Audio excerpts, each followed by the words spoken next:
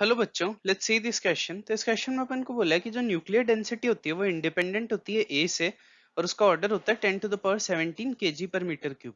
और इसका रीजन दिया है कि रेडियस ऑफ न्यूक्लियस जो फिट होता है फॉर्मूला के अंदर वो होता है R equals to R not into A to the power 1/3, और आर नॉट होता है ए कांस्टेंट जिसका वैल्यू होती है 1.2 पिकोमीटर।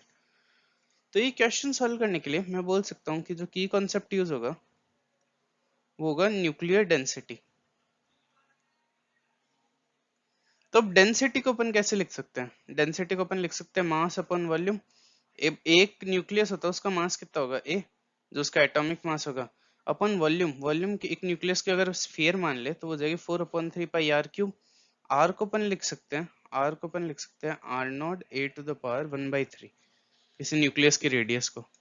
तो ये आ जाएगा 4/3 पाई आर नॉट क्यूब।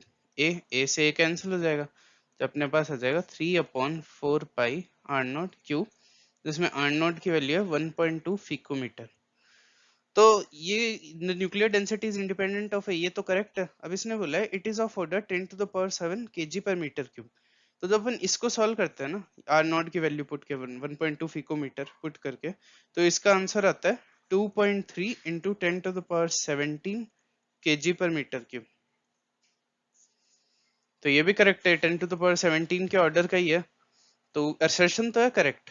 अब रीजन क्या दिया है कि radius of nucleus fit the formula वो होती है R is to R not A to the power 1/3, और यही अपन ने यूज किया ये करने के लिए।